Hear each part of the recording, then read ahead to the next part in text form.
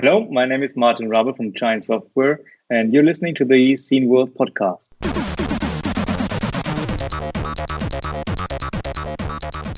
Hey, it's a podcast. He's Joerg. I'm AJ. I'm a little sick, so I don't sound great, but normally I'm the sick person. Yeah. So, in a minute, we have Jessa Jones from iPad Rehab, and that is part 2 of our ongoing Right to Repair month. Exactly, yes. Right there is where we put in the obnoxious air horn sound. Exactly. and she is actually the person who said it's possible to rescue data from your iPhone without using iTunes and without having a backup. I saw a video that she put up. It might have actually been after we talked to her, in which they recovered photos. They basically recovered the entire phone from a guy that was murdered in a hate crime. Yeah. And his phone was utterly destroyed, and they brought it back so that his family could have access to his photos and memories and stuff, which is amazing. We will link to that in the description, of course. Yeah, which is amazing work. So that's in a minute. Before that, I guess we have some news items. Yes, I mean, E3 was there recently in Los Angeles. That's a thing, yes. And we spoke about this many times, how big publishers who don't want to be involved in retro suddenly go towards retro. Like Konami announced there will be a reboot of Cobra. Cobra? Yeah, the action game. All right. Yeah. And that's pretty amazing. That is. Yeah. And Microsoft announced a new flight simulator. No, in 2020. Don't they do a new one like every year? No, they didn't do a new one since the last 8 years. Oh, I felt like for some reason they updated it every year, but maybe I'm just making that up. No, they didn't. This is why it's such a big thing. Interesting. I always wanted like a really good flight simulator setup, like they've got it for like pilots, where it's a whole rig, and you've got your pedals. Why don't you get it? Because I'm not made of money. And because technically I could just go to the airport and go and get in a real plane and fly it if I wanted to. Didn't you say you have a pilot license? Yeah, I have my permit. Yeah, so why don't you actually use it? Well, because again, I'm not made of money. Fuel and stuff is a lot. Can't you rent a? Yeah, you can, but you still have to pay your. You have to pay for fuel. You have to pay for the plane rental. You have to pay for the insurance. You have to pay for the landing fees. There's a fair bit of money that goes into it. It's not. So why you made your license if you can't actually use it? Because I was 17 years old and obsessed with airplanes from the time I was 6. So, it was. You don't think about that when you're a kid. You don't think like and at the time too. It was fairly expensive, but it wasn't quite as expensive as it is now. So at the time, obviously, buying a plane is a little bit. That's a lot of money. And with a pilot friend, flying together or something. I have seen people where they go in 3 or 4 ways on an airplane because a brand new single engine plane is going to cost you $100,000. You can get one from 1962 for maybe $40,000, but that's still an ancient. It's still pretty old. But I have seen a couple of people go in and then they kind of timeshare on it. But it's just the sort of thing where I don't know that I would even. I don't have a use. It's not like I'm going places where I would need a. If I had a pilot license, I would go all over the place, and I would find a way to afford it. You can guarantee that. Yeah. But either way, I still always wanted one of those flight simulator rigs just so I could kind of play in my off hours without having to spend money. Well, as I said, just get a friend and share it. Yeah, there you go. I would totally do that if I was you. Well, hey, you wanna? Why don't you try? Why don't you get your permit and we'll go in and we'll get a Cessna and we'll fly it back and forth to Germany. Well, I mean, there are series actually on TV as ferry flyers. Yeah, that actually do that. That was my dream. My dream was to get an airplane and do and run like an island hopping business in like the Caribbean. Yeah, why not? That was my dream job when I was 19 years old. Of course, that's not how life works out, but.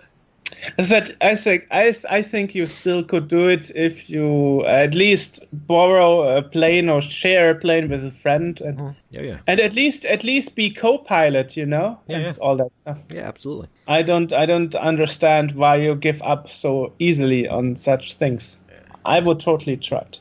Maybe that'll be my retirement plan. Yeah, but will you still remember how to fly in 30 years? Flying is easy. Nah, but landing is not easy. The emergency procedures. It's kind of like motor memory, kind of. Yeah. Yeah. Anyway, which is basically close your eyes and scream. Well, that's not helpful. Anyway, so Flight Simulator 2020 is coming up. Yeah. And and Hans Ippisch, the former coder of Rainbow Arts and later CEO of Compotech Publishing and so on, he actually switched and became the European department responsible person for Intellivision. Mm-hmm. Which is quite an interesting switch. Right. So, no longer publishing business. Back to game industry business. So, we have talked about Intellivision and how they were planning to make a comeback. And at the time that we talked about it, there wasn't too much information about what they were doing. But now, actually, quite a while ago, and I guess we just haven't seen it, they are... The Amico, they're calling it, or Amico maybe, is the new console that will be out in 2020, towards the end of 2020. Nice. And they're saying that we're creating a console that parents want to buy, not what they were asked to buy, which sounds awful. Which is like, okay, we are third grade option? Yeah. Most every game being made for the home consoles these days is created with only the hardcore gamer in mind. We see a world where everyone is interested in playing at home and with friends, but this isn't currently possible because the barrier to entry is nearly impossible for a non-gamer due to the complexity of the controllers, intricacy of gameplay, expense of the hardware and software, and steep learning curve with an unbalanced fun factor for the beginner. Our goal is to create a console that both gamers and non-gamers are able to have fun with and play together. The Intellivision Amico, or Amico, is our answer to this gaping hole we see within the current video game industry. Yeah, basically I wouldn't say Amico or Amico, whatever. That sounds totally weird. Well, it's AMICO. I don't know how it's pronounced. Anyway, I feel like we had this already with the Nintendo Wii. Yeah. Where your parents and your grandparents would even play video games because they were casual, but then they moved away from the casual gamer focus again. Well, there's a full list of games that are expected to be available at launch, and we've got Astro Smash, Shark, Baseball, Night Stalker, Skiing, Math Fun, Snafu, Utopia, Frog Bog, Boxing, Bowling. Basically, your generic Intellivision titles. Pong, Asteroid, Centipede, Tempest, Missile Command, Miner 2049er, Super Burger Time. So we're really going Moon Patrol and R-Type. We're going old school. R-Type is not the classical. No? No. R-Type is more in the realms of Katakis, Turrican, and all that stuff. Right, yeah. R-Type is not a 70s title. No. We've got a lot of stuff here. That's Toe Jam and Earl. is amongst the games to be released. Okay. Intellivision said that every title on the console will be family friendly, with no teen, mature, or adults only rated titles. Well, that makes sense. Yeah. I guess. So no porn Barbie or something. Yeah. Not that there's a lot of that currently on other consoles. I mean, is there? I mean, I guess. I just made it up. But no, but I mean, what is that? That's an interesting question. Like, what is the current state of porn games on like the PlayStation, whatever number we're at? I have no idea. I never actually tried to find one. Well, I know. Or you know, what are the other current? Oh my God, the fact that I can't even think of what consoles are current. Xbox of some sort. Xbox One, yeah. Okay. So on the Xbox One, are there a lot of adult titles? I mean, you know, aside from like war stuff, where like sure, Doom, all that stuff. But Doom, yes, but you know, I mean, that's not adult. That's I don't know how I got on this topic. I don't know. I don't know where I am. 18 plus anyway. Yes, I'm probably running a fever. I don't know what's happening. Anyway, that's supposed to be out October of 2020. We'll put a link to where you can read about it and see what they're doing in the podcast description below. Another news is THQ Nordic, our friends, actually got a hold of the development studio for the Alone in the Dark IP. Oh, okay. Which is nice, so will be a question if they actually do something with that. I know Alone in the Dark, that was quite scary. Right. At least as a kid for me, 20 years ago. Absolutely. Well, any other news you have Yes, picked? I got two things. One is the IDE 64 is back in stock. So from the Czech Republic. Yes, nice. Yes. So if anybody wants to order the IDE 64, go to IDE64.org and you can order one. It lets you hook up IDE devices, and there's a compact flash slot and USB and stuff like that. Also, a couple of months back, we talked to Chris Abbott and Rob Hubbard, who were getting ready to do their live concert. 8-Bit Symphony, Yes. And that has now occurred. And I've noticed that our fine Andrew Fisher attended with his... Of course. Andrew Fisher, who I want to point out, not only released a video for us, an unboxing, I believe, but took time away from getting married to do so, and then took his new wife to the 8-Bit Symphony. So first, congrats to Andrew on his marriage. That's awesome. Also from my side. Yes. And also, the 8-Bit Symphony went off. Apparently it was awesome. Andrew was there. I look forward to, maybe we should talk to him and find out some information about it. That would be pretty cool. Of course. And yeah, so that's, and it was a packed house from what I gather. It was well received. Very cool. I hope that Rob will also come to Cologne, and then if he comes to Cologne, I will definitely be there. Yeah. Awesome. So what's the other bit of news? That was it. There were two, the IDE 64 and 8-Bit Symphony. Okay. That was it. Well, that would be all from me too. Okay, so, well, yeah. Enjoy the interview with Jessa Jones and hear about data recovery, right to repair, how Apple is, trying to make you pay more than actually necessary, and all that stuff. So, today, AJ and we are talking to Jessa Jones from iPad Rehab. Hello, Jessa. Hello, guys. How are you? I'm doing good. Hope you're doing fine as well. Welcome to the podcast. Thank you.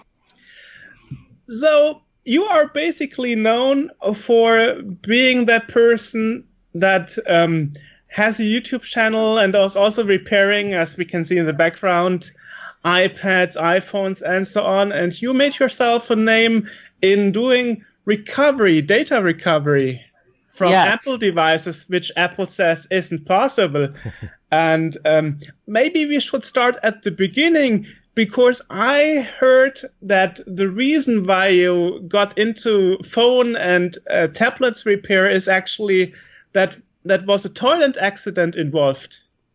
It was an accident. I was trained in a completely different field. So I spent a long time staring down a microscope to learn about the molecular genetics of pancreatic cancer in Scott Kern's lab at Johns Hopkins University. And then I came to Rochester, New York, where I live now, and I was a biology professor at the local college. And I did that for a long time until I had 4 kids. And then my kids, I wanted to be a stay-at-home mom. That was a big risk, so I gave it all up to be a stay-at-home mom, which was super fun. Then they started breaking things.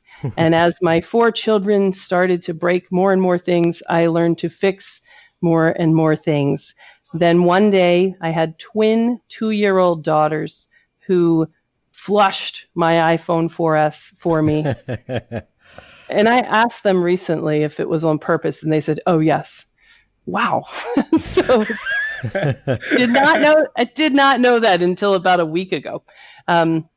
So I did what anyone would do, tried to get it out of the toilet, and it was stuck. So I read how to use one of those drill augers that you can drill into the toilet. Couldn't get it out. So I Googled, "Hey, internet, how do you take a toilet out?" And I took it out of the house to the front yard, smashed it with a sledgehammer, and got that iPhone 4S out. And then I did what anyone would do and looked on the internet, how do you fix your phone? And I figured out that if I cleaned it out, dried it out, and I put a new battery in it, that phone would turn on, which is a pretty big miracle. It would turn on, but it wouldn't charge. So I could use it. I could make calls on it. I could see all of it. Was so alive. The entire sum of the world's, anything the world has ever known, it's in my hand. But when it ran out of batteries, it was so dead that I know why. You didn't use rice, right? You know what? I was dumb enough to use rice back then, which is funny because that's the video that I'm going to do next. You can see I've got here in my shop.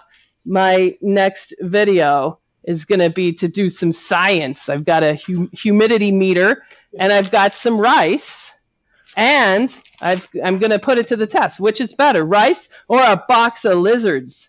So I also have a box of lizards. I'm thinking they're going to end up the same, and we're going to have a lot of fun with that this week. So that's the plan over here on iPad Rehab YouTube channel.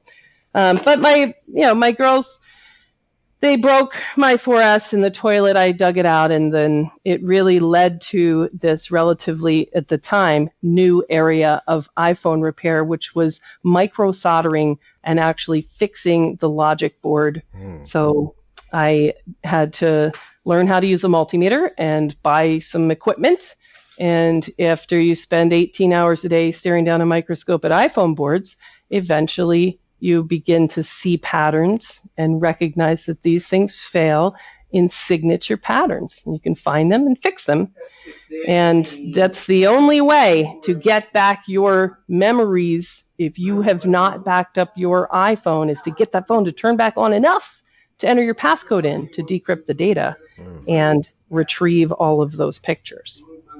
You said back then there were not many businesses that did iPhone repair.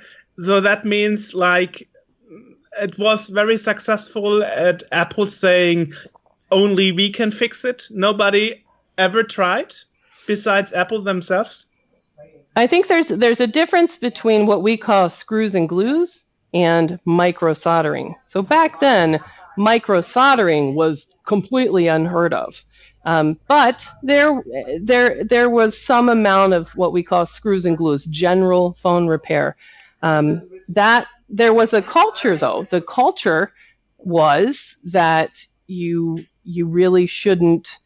It wasn't standard to open up an iPhone. It was you're avoiding the warranty. Don't you know? Right. It was you can really see a massive culture shift in the last few years as we've done more videos, the whole point of the YouTube channel was to just raise awareness that things like what we do is possible, and it's done by people that you'd sit next to on a train and not think anything. Regular people, not special white-coated, you don't need to have a fume hood in a clean room and a white suit.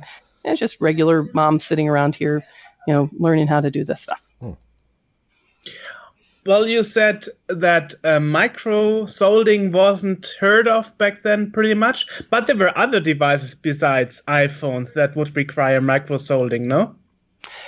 Yes. So micro soldering is really just an extension of what we all used to expect in our towns, which was that there would be some guy with a shop who knew how to fix everything. And that guy had vacuum tubes and electronics, and he knew how to fix stuff. But he got old, and there's a technology transition point where things that were of a certain scale that you could work on, you could solder with a big Radio Shack iron, and that's what soldering was for electronics. That shifted scale. So now it's the exact same stuff. We use a multimeter, but instead of the stock leads that are on the multimeter, which you can see, the stock lead is fat, we put on the tiny little micro leads so that we can take these tiny little measurements. And we work under a microscope. So it's just the same stuff that we've always done culturally, except for the guy that was on the corner, he got old, he retired. And now there's this kind of void where there was a sort of a blank spot for a few years there where everybody kind of thought, well, that's gone, that's died out, you can't fix stuff anymore. But you can. You just need to invest in not expensive. Maybe this whole setup costs maybe $2,000. It's US. It's not massively expensive. Microscope, couple $100 that then you can return to being able to use a multimeter, find short circuits, find open circuits, and replace these components because, under the microscope, they're just like the old days. It's just when you kind of look at them in your hand, holy smokes, that is tiny. That is a grain of pepper. But you don't stop there. You also teach others. You also have teaching classes. You do. So when I was teaching myself, and with the help of the internet, because I believe the internet can teach you anything. So I would ask questions and just read everything that I could. But a lot of my own personal path to learning how to microsolder was trial and error. There were months or maybe even a year's worth of time where I didn't have the experience to recognize that the equipment that I was using needed to have the heating element replaced. I just believed if it said it was 300 degrees, it was 300 degrees because that's what it said. I didn't have a way to have the experience to recognize just in practice, this isn't working, something's wrong. So I started this course, Practical Board Repair School, where we focus not on a bunch of equations and theoretical stuff, but on practical troubleshooting to solve real life problems to make devices work a little bit longer than they otherwise would. And we've trained people from all over the world that come here to Rochester. And we're really excited right now because we're about to do something new with our training. And this Friday starts our new class, this master class, where we're combining expertise with folks that we don't talk to a lot. So that's, here's Frank from Phone Kong, all the way from China, his first time in the US. He just got off the plane an hour before this interview. And we're so excited to just see these tiny little differences in the way people have been working on these same problems in their own isolated communities all over the world. To begin to share that knowledge is really fun, and it really kind of shows us that there's a lot that we can do for microsoldering repair of anything. Actually, it's more spread than I thought. I mean, when my iPhone 7 Plus was out of warranty after 2 years, I actually went to a third-party repair store, and they also do micro-solding and all those other replacement stuffs. So you can even find it in Germany. And I got a better battery in than Amazon Apple themselves are actually offering, because the battery was dead after almost 2 years. Despite Apple told me on the phone, on the customer service line, according to the test values, the battery is fine. So we don't know why your phone is depleting so fast. And I thought, okay, screw it. I get it replaced anyway, and see what the testing program inside the iPhone was wrong. It was the battery that was going bad, despite Apple keep telling me I must be using it wrong. Right. Well, that's the big thing that people don't recognize. And that's where we really need to shine a light. If you are just a regular user, it makes sense that you would think something's wrong with my phone. I should ask the people who made it, what's wrong? And for most things that go wrong with phones, they don't know, because they don't repair the common problems. They don't repair audio IC faults. They don't troubleshoot burned TriStar chips. The common things that we see every single day, they don't fix it. So if they don't fix it, they can't recognize that that's what this problem is, or the symptoms. It's like being going to a physician that doesn't actually see patients. You're just asking, this, oh, I heard you were a doctor. Yeah. How many patients have you ever, helped? None. Well, what's wrong with me? They don't know, because they don't actually do repair. And that's a big thing to ask the common end user. It's a big leap to say, yeah, so you went to the people that made the device and they told you. They're never going to say, we don't know. They're going to make up a reason. And then the reasons that we hear, I mean, even in my own personal life, like I've taken things that I know, this is iPhone 6 Plus touch disease that my husband got on an in-warranty phone. And I send him to Apple because it is in warranty, and rather than fix it myself. And he gets there and they tell him, oh, it's your battery. No, it's not. It's touch disease. It doesn't have anything to do with the battery. What are you talking about? What is touch disease? Touch disease is one of the common signature problems, the ailments of the iPhone 6 Plus, 6 and 6 Plus. So the iPhone 6 Plus was the first phone to be in the relatively bendy housing, and it gets what we now call flexion-based defects. Think of the logic board as like a little diving board, and if you flex it up and down just at a micro scale, then you can pop up the corner of certain chips that are along these fault lines. That's what happens with the touch chip in the iPhone 6 Plus. So you'll have intermittent touch defects with the touch screen. Doesn't work. Sometimes it doesn't work. Sometimes it doesn't work. Now it works. Now it doesn't. And that will continue on until you have no touch at all. Very straightforward presentation. Very classic fault. It's always the exact same thing, which is one certain spot under the chip is peeled up a little bit. Very repairable if you go to a competent microsolderer.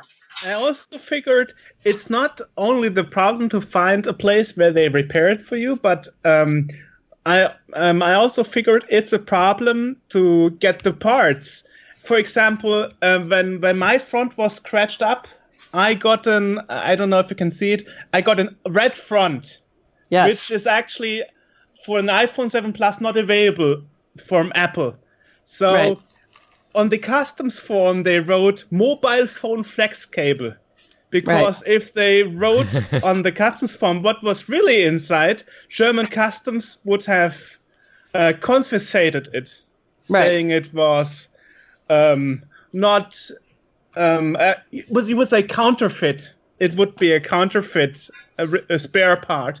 So that is why the Chinese sender wrote mobile phone flex cable. I was like, okay, I didn't know I ordered that one. Right. So, well, it's even worse than that, where we have a pile here of cracked original screens. Now, there's nothing wrong with the LCD, the actual TV screen of your phone. There's nothing wrong with it. The glass on top is cracked. So what should we as a society do with those? One idea is we should throw them into a landfill. or refurbish. Right.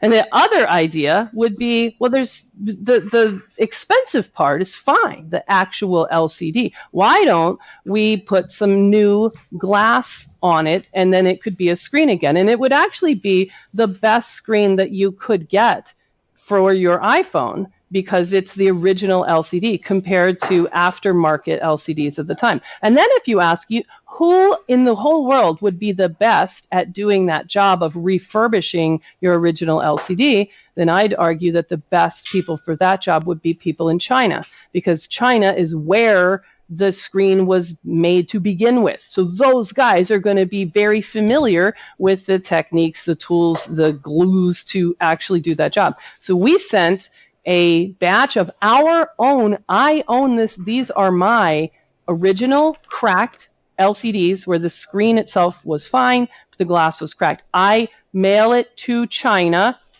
to guys who are really the world's best at refurbishing those screens. And refurbish itself is kind of a word that nobody likes. It makes you think of an old sofa.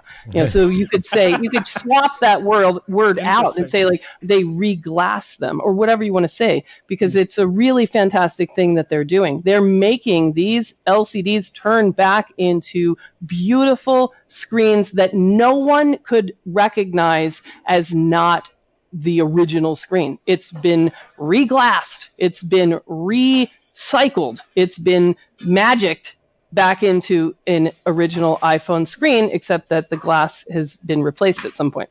So these then are going to be mailed back to me.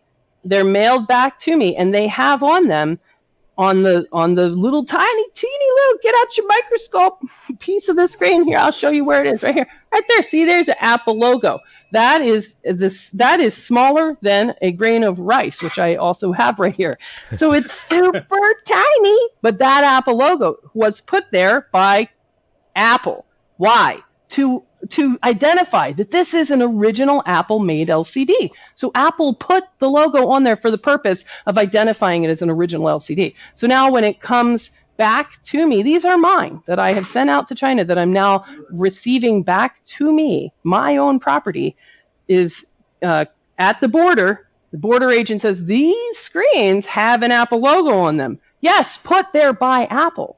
That's not a counterfeit logo. It's not, there's nothing untoward here. This is our very best mechanism to produce the very best quality good that we are allowed to have. Is this exact process. We couldn't be bending over backwards anymore to get the very best for our customers. And since it has an Apple logo, the U.S. Customs Border Patrol seizes that entire package. So contraband and anything else with it is also contraband. So this was an order of like $2,000 worth of the screen refurbishing plus some chips that were completely unrelated. All of that gets sent to Apple, where they could say, you know what, I see what's going on here. This is either original or we can't tell the difference between this and original, so give it back to Jessa. Or they can say, nope, that's ours because it's got our Apple logo on it, throw it in the trash. And that's what they chose to say. So Apple was not uninvolved. They had a chance to say, no, it's fine. She can have that. It's actually great that she's trying to get, this is indistinguishable from original. They said, nope, that's contraband. That's got an Apple logo on it. Yeah, we put it there. Yeah, it's an original LCD. But we are going to have, we're not going to allow Jessa we're going to steal her property and throw it away. And that's just, and there's nothing that she can do about that.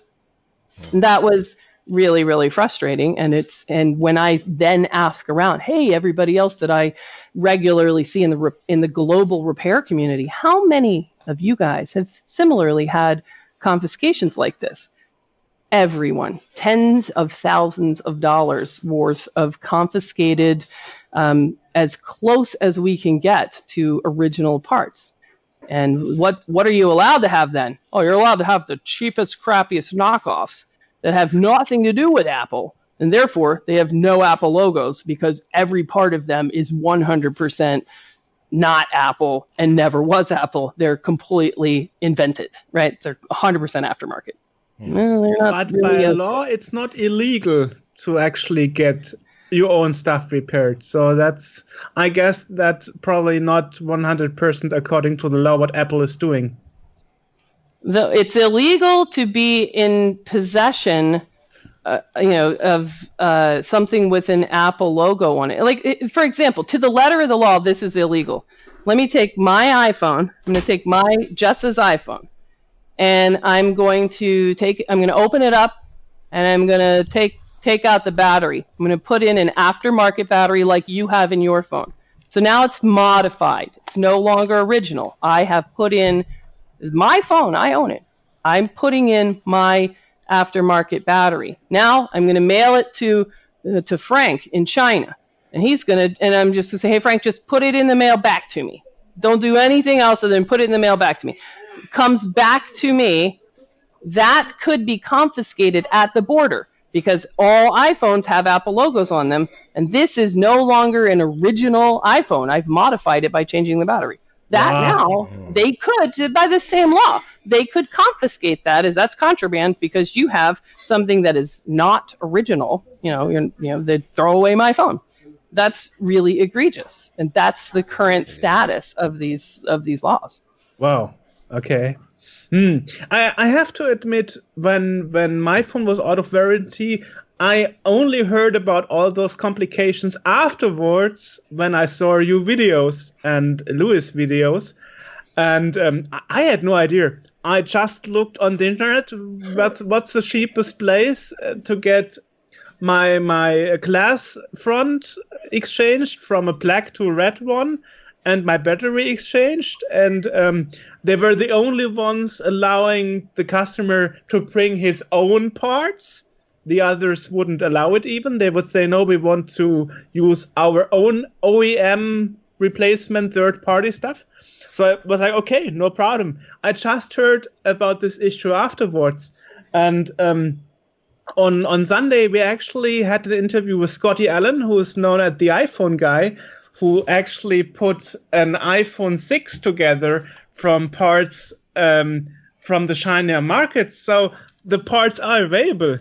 In a way, and I actually was surprised that a third-party repair store in Germany would be able to replace the glass without the screen, because he says even in the USA, not many businesses still do that nowadays. So it's all a bit more complicated than the normal customer would think.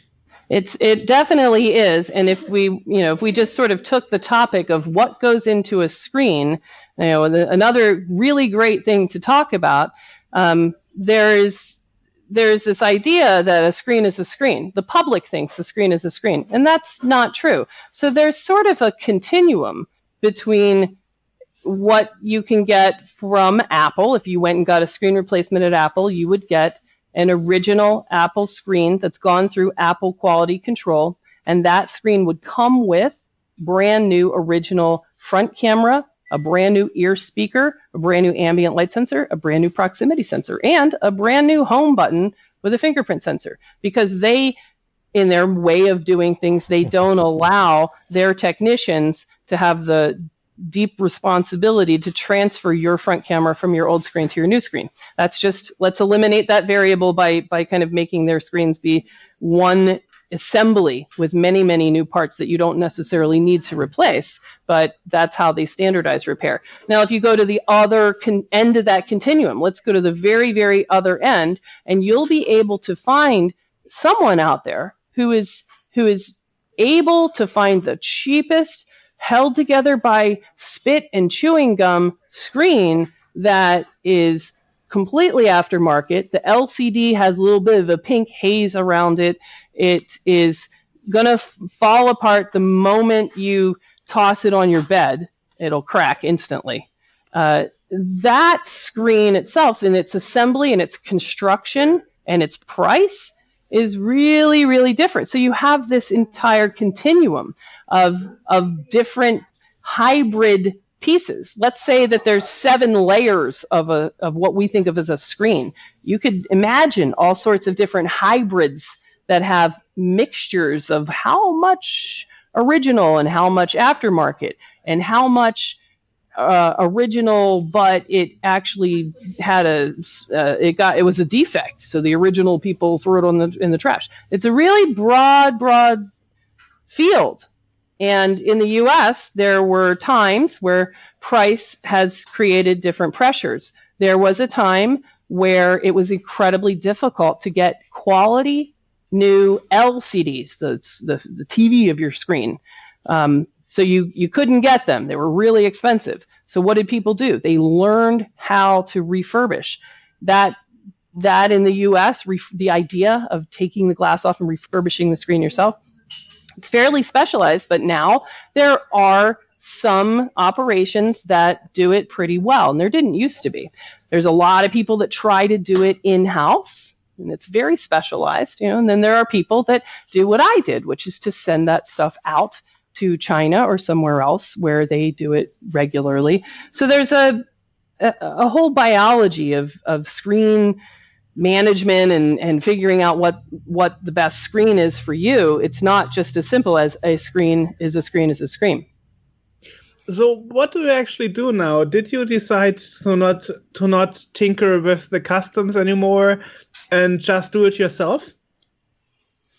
So I do not refurbish LCDs because that is a very specialized field that is outside of my microsoldering wheelhouse. So for screens, what we do now is we will work with US-based parts suppliers that we trust, where some of those guys have started working with some in-house refurbishing operations. So what they'll do now is something called a swap, where if I just send them, here's a box of iPhone 7s with a cracked screen, then they will send me back refurbished original LCDs that were done here in the US by their larger operation, which is going to be a far better way of refurbishing screens than anything that I could do here in-house because it's very specialized. But that also means it's more expensive for your customers in a way, because I guess they are not as cheap as China. That's true, right? It is going to be more expensive for the customers to have U.S. refurbishing, which is fine. I think most people are happy with that. But it didn't used to be an option. There used to be no feasible way in the U.S. to actually get the screens refurbished to the same quality. I can't tell this is an original standard. And now I will say that the aftermarket technology faced the same pressure. Where can I get a good screen? There was a time period where the new originals were just extremely expensive. So these other technologies were developed. So now there's been some of the better U.S. domestic parts suppliers have sent people to China to work with Chinese factories and say, this one is too, I just did one that clearly had a bad aftermarket screen. It's too thick. So they'll have somebody in China going, this is too thick. How can we make it thinner? And to work with Chinese factories to develop the kind of quality aftermarket parts that U.S. customers and others, and other European and wherever else, folks that really appreciate having a replacement screen that is as close as possible to original, where in other parts of the world, folks are like, whatever, I want the cheapest possible. And it's all really about choice and education, so that as you as a consumer know that you do have a choice, you know that a screen isn't a screen, they're all different, and that you recognize that if you want the cheapest screen possible, then you have an option for that. If you want the as close to original as possible, that you have an option for that. If you want to have a board repair and keep using this same phone, that you have an option for that. There's lots of options for free-thinking adults to use their brain to figure out what are my options and to weigh those options themselves. The thing that's irritating is when the manufacturers imply that there's only one option, which is their poor or non-existent repair stream. That's your only option. And if they don't fix it, there is no way to fix it. Buy a new phone. Right. That's really unfair. Or get Apple Care. Right. Well, Apple Care is, it's the same thing. Like, what does Apple Care look like? I'd argue that Apple Care, you're using manufacturer repair. And what do we know about them in repair? They don't do it. Right. So, for example, this iPhone 6 Plus touch disease that we just talked about is a massive epidemic to the tune that you will know somebody that has suffered from this problem. If somebody in your circle will be, oh yeah, it happened to my 6 Plus. It's massively huge problem. Right now, Apple still doesn't repair it. That we know exactly what you need to do to repair. You need to take off the chip. You need to add a strengthening jumper to modify the board to overcome the original defect. And then reball, put that chip back on. You'll never have touch disease again. Lifetime warranty, like all quality independent repair shops, lifetime warranty on every touch job. Mm-hmm. That's standard. If you go to Apple, they don't lift any chips or put any micro jumpers. All they do is they will sell you in your Apple Care Plus swap phone, what you're getting in the white box is somebody else's geriatric logic board that's already been in their pocket for 100 sit and stand cycles and molded to the shape of their ass. And then you're getting that in a new white box. How long is that really going to last? Typically, they'll have a 90-day warranty. So it's even that option is not that great. I think I saw a video where you were exactly covering this topic, and you were surprised that the refurbished phone the customer got and replaced for his broken phone was actually a water-damaged phone that was badly repaired by Apple. And you were shocked that this was in such a bad shape. So you said, maybe it can barely stay alive within the 90 days warranty, but it would soon die after. It's just, we don't really have a lot of visibility on what their in-house repair looks like. But what we can see is that, most of the time when, if we went down and did an experiment right now and said, let's trade in all these 6 Pluses with touch problems, you have to pay them $150 for that, quote, repair, which is just them harvesting your phone and swapping them with another. Now, if we opened up the ones that you get then that day, none of them actually have the micro jumper. So they are all susceptible to that same defect. Now, some of them, we can see that they made a change. There's a brand new logic board, and now that logic board is different than the original version of 6 Plus. They now have this black tar called underfill on that chip. Well, that doesn't solve the problem. So we'll see ones that have the black tar underfill, which was Apple's solution, still get touch disease because that's not really solving the problem. That's just kind of sticking a Band-Aid on that spot by putting some super glue there, which is really what this stuff is, black super glue. We're just going to super glue the chip on there and be fine for 90 days. It's not fantastic, beautiful repair. And many, many times we'll open up these Apple refurbished devices and we will see when they do have repairs, that's often a lot of flux, a lot of solder balls, a lot of other things getting heated up.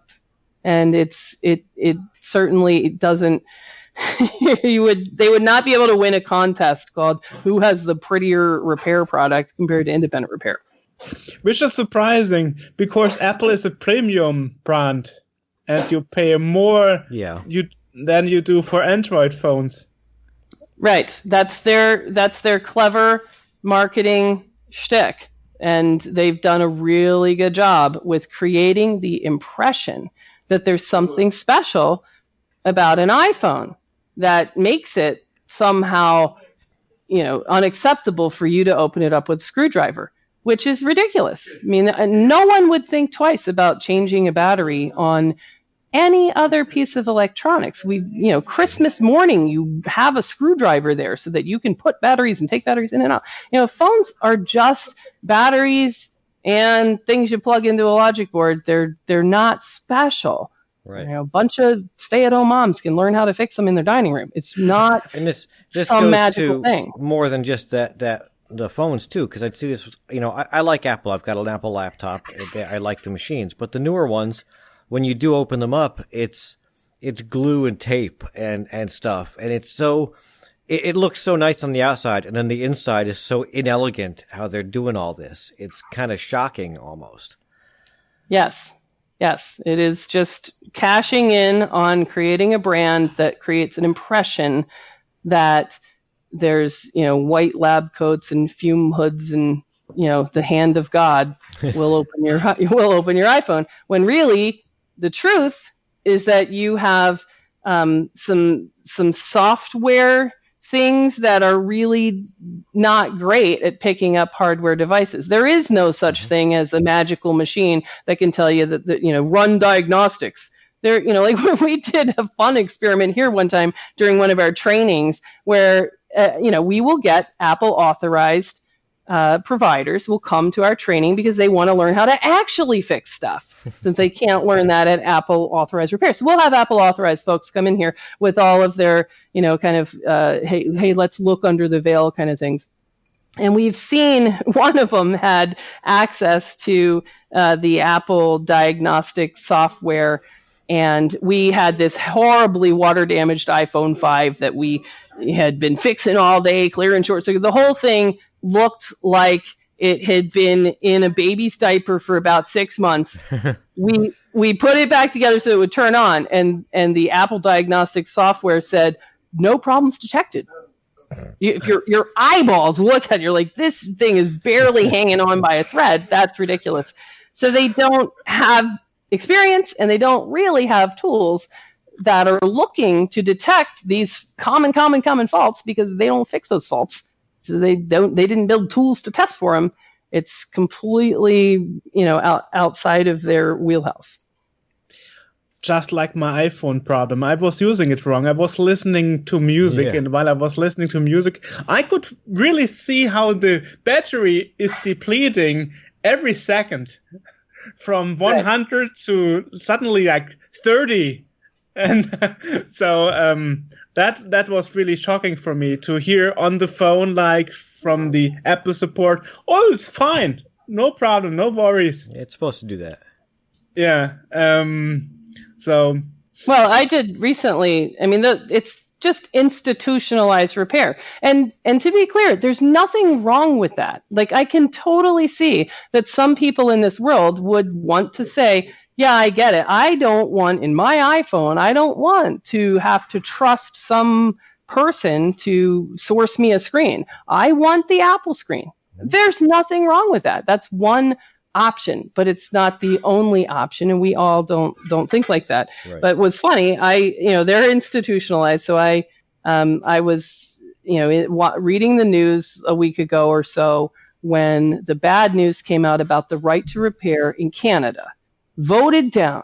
In the same week, the bad news came out about in California, the right to repair bill was withdrawn because they knew it couldn't pass. And that was really depressing. And some of the lobbying that had gone into those negative decisions were the idea of Apple lobbyists telling you that things like changing your battery is unsafe. And sure, maybe it is, just like thousands of other things that you do. Play softball, but it's still sort of your risk to take. Anyway, I decided to challenge Apple on the idea that they really cared that much about my safety. So I used my iPhone to order a steak from a local restaurant, and it showed up here. And I looked at it, and I have this giant steak knife. So I decided to call Apple support and ask them, how should I proceed? Because I'm really not trained or certified. I've never been to culinary school. I've got this giant knife. I've ordered this steak with their iPhone. I feel unsafe. Can they come cut my steak for me?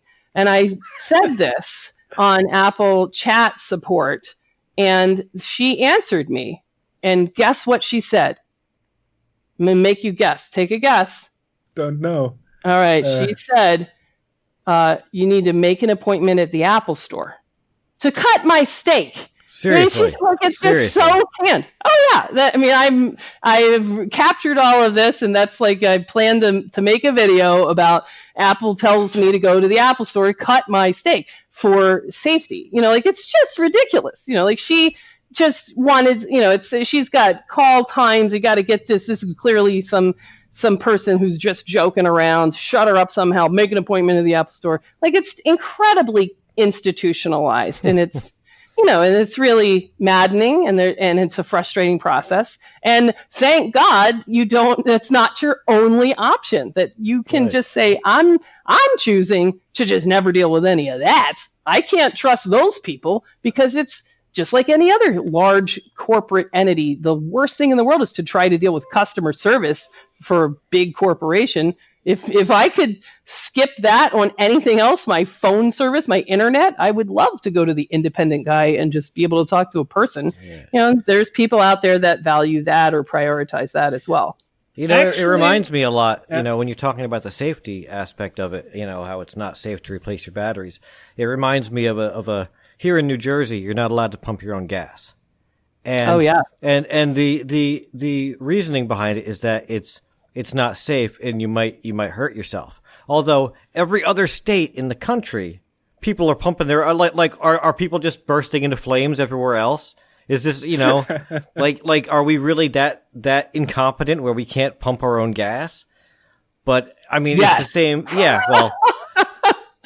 Well, it's funny, in New York, we had the same thing with the gas, but instead of having it be you can't pump your own gas, they went around and they cut off the little things that automatically keep the gas handle up. Oh, you know what I mean? Seriously? The little So they went around, and it was a big law. So those are all cut off. So now you have to stand there holding it. God. So it took about 9 seconds for the entire populace of New York State to realize, well, you know what? My gas cap just shoves in there, and I'll hold that thing up while I go and get some coffee. It's just, really tough when big entities try to get into the business of making our decisions for us and not allowing us to use our own brains and to prioritize things such as safety versus replacement cost. And there are some people that come in here that will pay twice the value of the phone to have us fix something that's really not feasible to fix. Right. But they really prioritize and value the idea of repair, and they have every right to make that choice. And I think that we should, it just seems like a universally pretty good idea to say, why don't we support the choice of repair or not repair? And in order to support that choice, we need the parts and information. Yeah, and that's a big thing that we're talking about, the right to repair thing now. I literally, I stopped using an iPhone altogether. I ended up going to an Android because I have an LG, and I've already replaced the camera. If you can buy the parts from LG, they're like, here you go, have fun. Which is kind of amazing. And I'm using the laptop that I have is a Mac, but it's one of the last ones they made where you could do stuff to it. Like the things they make now, everything is soldered on. You can't do anything when you get it. So it's and I've gotten to the point where I don't even want to look at the devices if I'm not going to be able to mess with them in some way. So let's talk about the whole the right to repair, and why is that under fire, I guess, or why doesn't it exist? Because you were saying there's laws passed that have knocked it down. So the right to repair is probably a misnomer. So what it is a statement that says, hey, guy who makes stuff, if you want to sell your electronic devices in the state of New York, for example, then you have to make available to anybody the same parts and information that you make available to your own internal repair stream. So that's not, that's not as broad of a thing as people think that it is, right? Mm-hmm. That doesn't seem like it. That seems like pretty much a no-brainer. Right. As it is, there's been a long culture of manufacturers already voluntarily doing that from the dawn of electronics until pretty much now.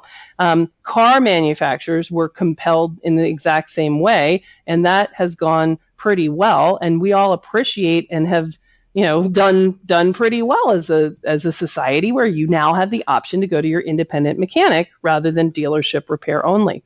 So for the right to repair, it has it's an issue that right now is being argued at the state level in the U.S. So each state can make up their own rules, and that's separate than federal regulation. So each state is kind of making their own rules.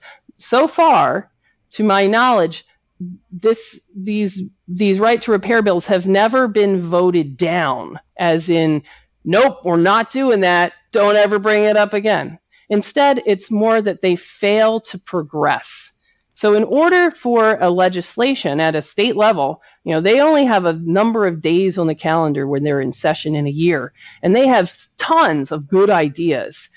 Should we, do this with the school lunches, or should we do this with the water supply? They've got so many good ideas that the only ones that actually get enough support to come up for a vote, that those are really the squeaky wheels. So what we need is the people of the world to let their representatives know, this is important to me. This is the squeaky wheel. I really would like to see you guys hash this out, come up with a solution, vote on it this session.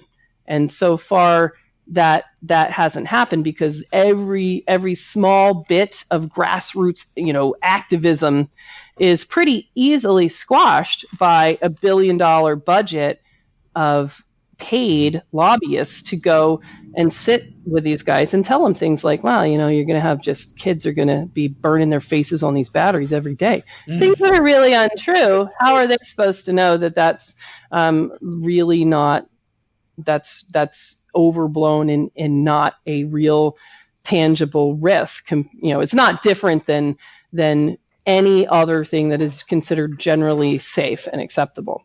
Right. Actually, myself coming from the retro era, I have similar problems finding people to replace a power button on my CRT monitor, because they told me it's unsafe because it's high voltage. So that's, of course, another reason. But to see that people are dying out who know how to still repair the old stuff, and now we have the problem that you even can't repair the new stuff because of those laws. That means we are going to return to a toss-it culture that I remember as a child from the 90s. When something was broken, most people said, "Oh, no problem, buy new."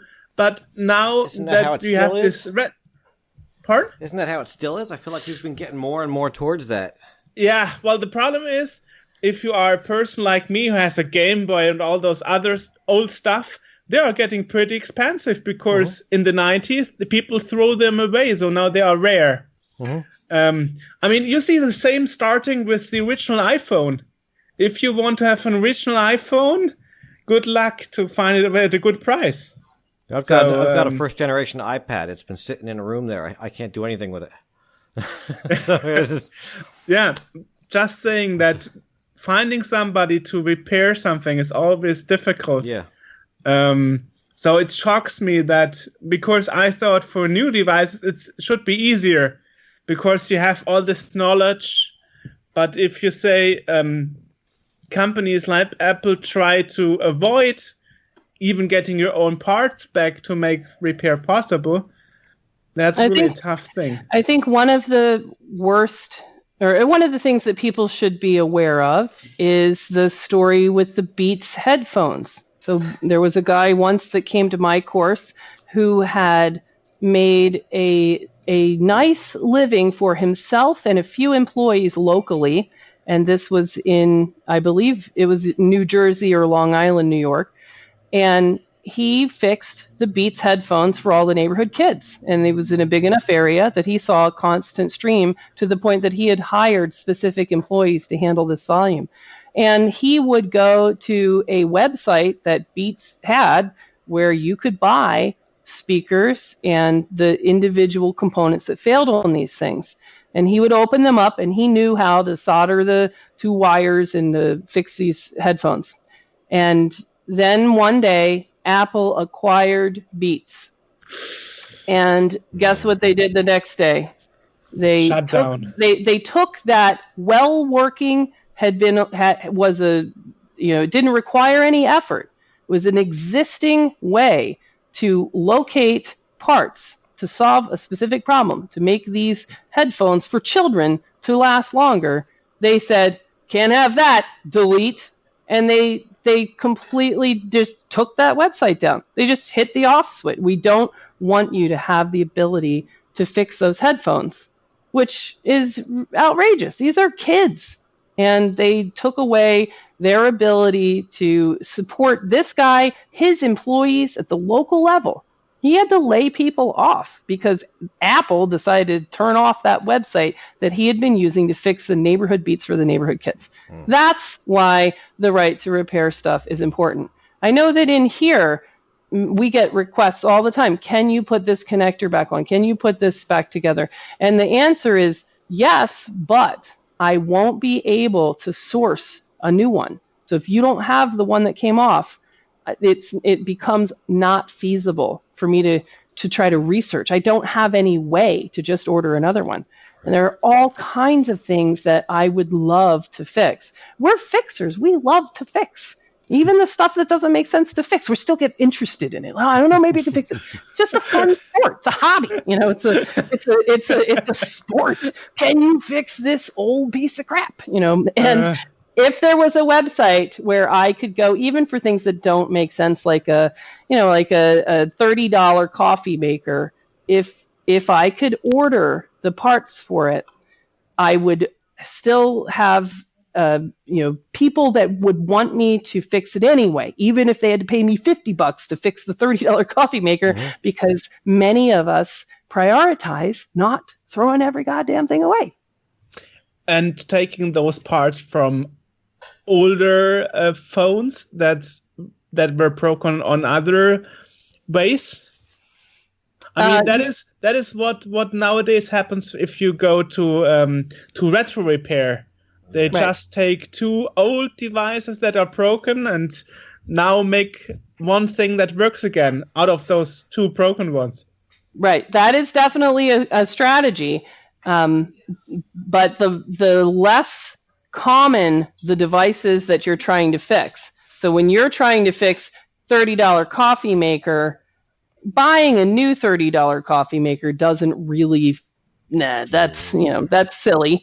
So you got to find another broken $30 coffee maker that's broken in the same way. Then it becomes unfeasible. Whereas, hey, can I just order the pump for this type of coffee maker from some sort of right to repair type database where you're required to make this stuff available. And if and if they want to say, all right, well, we only ever had 100 of those parts, and as soon as we sell the 100th one, we're not going to go make more. Fine. That's perfectly reasonable. We're not asking you to do anything other than just give us access to stuff that you already have. The same idea of just saying all we're asking for is for you to turn that website back on for the Beats headphone stuff. And when they run out, they run out. Right. But it's unfair to restrict the access to that closet of the Beats headphone stuff. Right. On the other hand, I'm not sure how many customers would like if you say I have to use a used part to repair your phone or your like tablet. You said earlier, you can replace it with a used part, but how long is that part going to last now? Yeah. I think that the consumer education needs to be that not all parts are created equal, and that's what no one knows. So, for example, even people that are in my class that are industry experts working in cell phone repair shops, when I can regularly surprise them by saying, hey, look at this new iPad Air charge port. I'm going to open the package and I'm going to take it out new.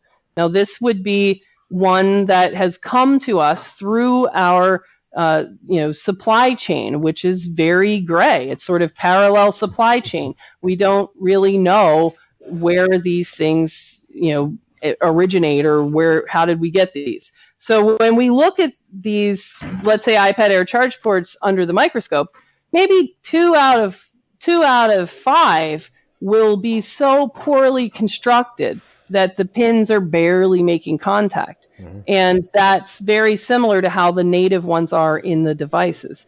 So there's different degrees. You can get the good charge port or the kind of crappy one. They look all the same, so it's really tough.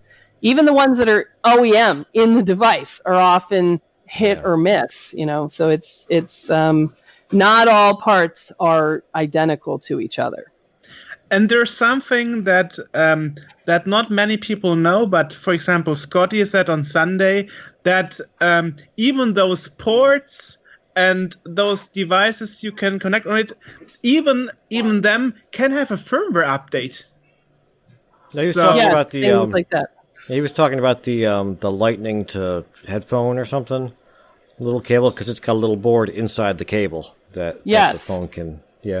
Yeah, so things like screens are the big one, where when you put all of this time into an aftermarket screen, it's too thick, now make it thinner. Okay, that's perfect. Now try to make it brighter on the whites. They put an extraordinary amount of effort into this stuff, but those screens have chips on them, and those chips are programmed, and those chips have software. And the device now has to communicate with those chips. So when those chips, and we saw this in iPhone 8, were aftermarket, then when Apple rolls out a new update, they're not considering that there might be a large crop out there of aftermarket LCDs that now all of a sudden people update their phone and now touch doesn't work because the aftermarket chips in a fraction of these screens don't work anymore. All of this you'd have a lot less sympathy for that problem if you had a choice to get an OEM screen, but you can't. So this is all that you could possibly do. You can either throw your phone away, where we are going at the beginning of the cycle again. Right. So let's talk about another topic. We mentioned that at the beginning. You also do recovery of data. So how did that start? Because I think that's a field that many repair services actually don't offer. Okay, so let's talk about data recovery. For iPhones, the data on your phone is encrypted on the device by default. So full disk encryption. And that has been the case for a long time, since the iPhone 4S. So if anything happens to your phone and the data is not backed up, there is no option to simply read the data off of the chip because it's encrypted on the chip. So then how can we get it to decrypt? Well, there's no mechanism to use, any kind of artificial, let's break the encryption tools. You could, but it would take multiple human lifetimes. So that's not a feasible approach. You're not going to be able to get back pictures of mom if you have to use a supercomputer in several human lifetimes to decrypt the data. So the only feasible way to actually get that data to decrypt so that you can suck it off the phone is to make the phone work again. Enough. Make it work again enough. It's got to boot up. It's got to accept touch for you to enter the passcode. And it's got to be able to make image and connect via USB. So we if you say, well, who's going to be really good at doing that? It's going to be people who are already invested in repair of phones at the board level, logic board level. So people that have already spent a long time trying to just fix people's phones, they're going to have a broad experience base to recognize the ways that iPhones fail at the logic board level. And those people are really good at making those phones work again enough for data recovery to happen. Desoldering chips, they'll have all that stuff and they'll see those patterns.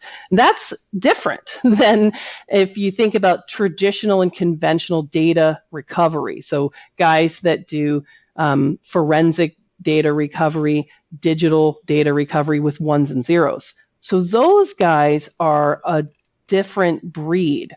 And if you are a data recovery company, how have you been making money over the last, quarter of a century? You've been recovering spinning hard drives, mechanical hard drives. That's where we always had our data. All through the 90s, every lab in the world had all of their data on some kind of a spinning drive.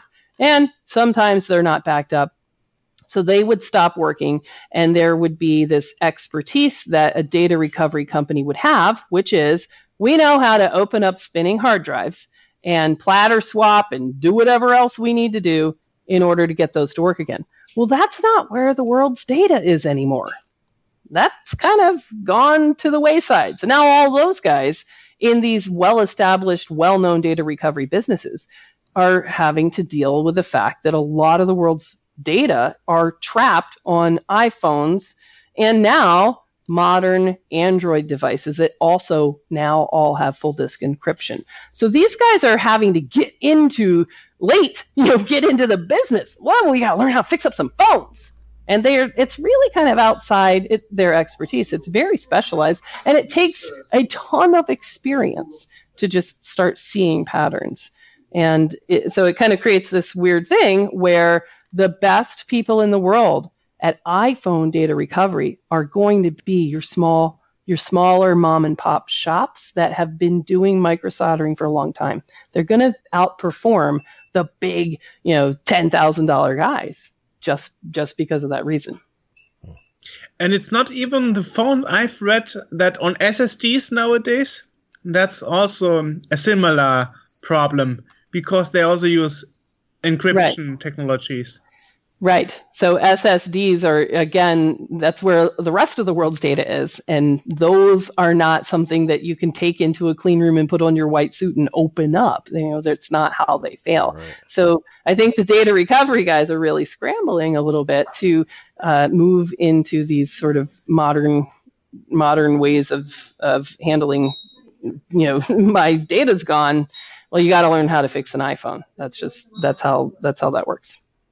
You once made a video where you explained what you think the reasons are for Apple saying that data recovery is not possible if you didn't back up it on iTunes. And I think you said that it has to do with the reputation of Apple that your data is super secure. Yes, I do think that because at first glance, it seems outrageous that crying mothers would go to the Apple store and be told, there's nothing we can do for those baby pictures. Kiss them goodbye. You should have had it backed up. But that is what crying mothers are regularly told.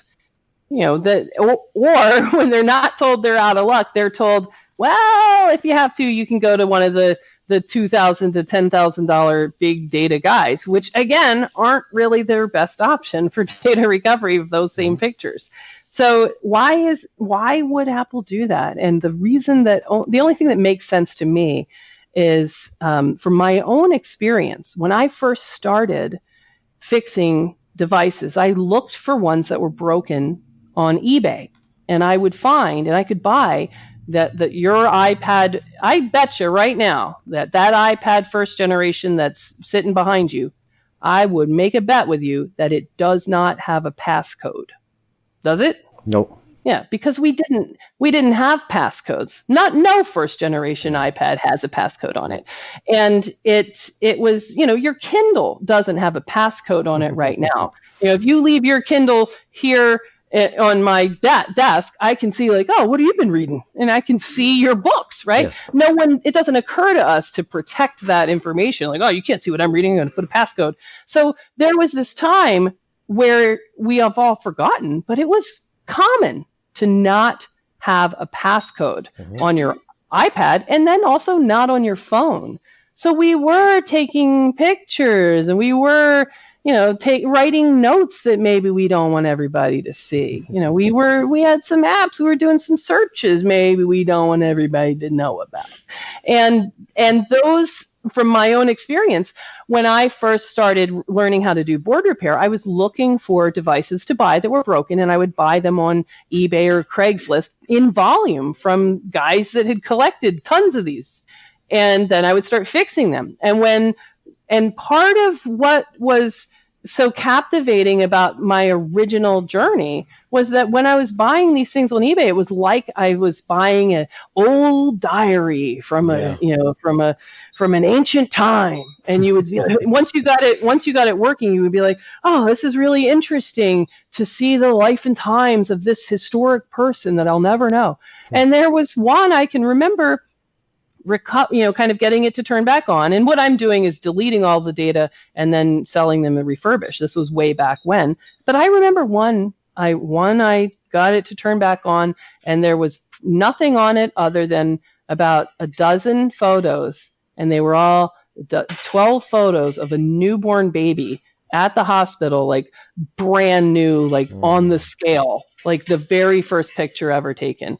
And I remember thinking, man, I don't think I can just hit delete and restore over these pictures unless I know that somebody has these pictures. And so do I dare to try and stalk this person and call her up? And I decided, yeah, I'm going to do it. So you could figure out her name, and you could see a map and figure out where she lived. You could find her on Facebook. I found her email address. So I wrote to her and said, hey, my name's Jessa. I'm a mom in New York, and I have an iPad that I think once belonged to you. And before it was all crashed and messed up, but I fixed it. And before I restore it and sell it, I want to make sure that you have these pictures. So do you have these newborn pictures? And she writes back, oh my God, no, she wrote back, oh my God, no, I don't have them. Oh, thank you so much. And what had happened is she had bought that iPad, taken the pictures of the newborn baby, and then in their excitement to bring the newborn home, they put the newborn in the back of the minivan, and they put the iPad on the roof while they buckled the kid in there. And that was the last time they ever saw that iPad. Ooh. Drove away. They never saw it again. Mm-hmm. So who knows how it came to be on my desk. But here I am, a mom in New York, looking at pictures of this baby and thinking, So that's the thing I don't think that Apple wants everyone to know, which is all those devices that you might have turned in under the impression that they were unrecoverable. Oh, it's destroyed. Oh, it's water damage. You can't water damage. It's water damage. You can't get past that. That now, if the world recognizes, oh, well, for a lot of them, like that lady's iPad, it was smashed, but after we put a couple of chips replaced and some new connectors, it's totally fine. So there's a lot of people that could realize, so I'm now trusting not necessarily the Apple Corporation, but I'm trusting whoever Apple gave these old boards to in the back of that dark room in whatever country. Those guys, that what do we know about them? We know they steal schematics and put those on the internet, so they have no qualms about that. And we also know that that working conditions are often so poor that you're not passing inspections and you're hanging up nets to prevent you from jumping off the building. Those are the people that we're now trusting with the baby pictures that we've turned in. And I think that Apple might not want that. That certainly doesn't fit with their narrative of them being the most secure device in the world. So I think that maybe I could see how it would make sense to just sort of double down on the security. No, it's impossible, because we want you to believe it's impossible. But not only talking about baby pictures, you were even involved in helping to resolve a murder case. Well, we've had so much fun across the years with microsoldering and getting things to turn back on again because of these stories that are so captivating. So back then, in those days, one of the devices that I bought came from eBay. When I fixed it, it came up in lost or disabled mode, and I ended up contacting the original owner, and she, had her own story of where she'd left that device. She knew exactly where she left it, at a golf course, et cetera, et cetera. And she, like me, is the child of a police officer. So my dad growing up was a police officer, and her dad growing up was also a police officer. So the two of us kind of put our heads together, and we did some detective work, and we ended up figuring out who had stolen her iPad. And so she ended up making a whole big case out of it, and I ended up flying to Maryland to testify.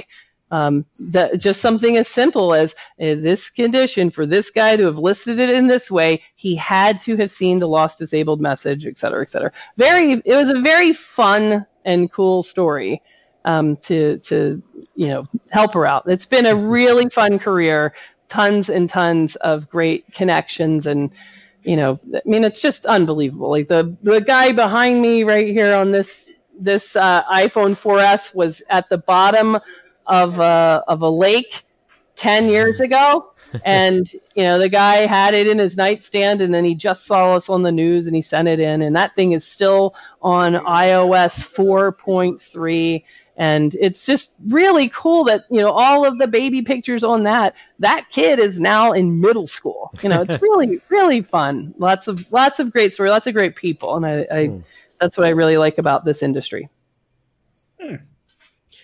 So, is there anything you want to go further with? Are there any plans? I mean, you have even been on national television with your stuff and so on. So basically, you have reached all you ever wanted to reach. Well, she's on the Scene World podcast. Doesn't get much better than that. That's right. So now yesterday I would have said Scene World podcast, then I'm done. But now, I can retire. Well, our team is special because we have drawn from our local stay-at-home mom community.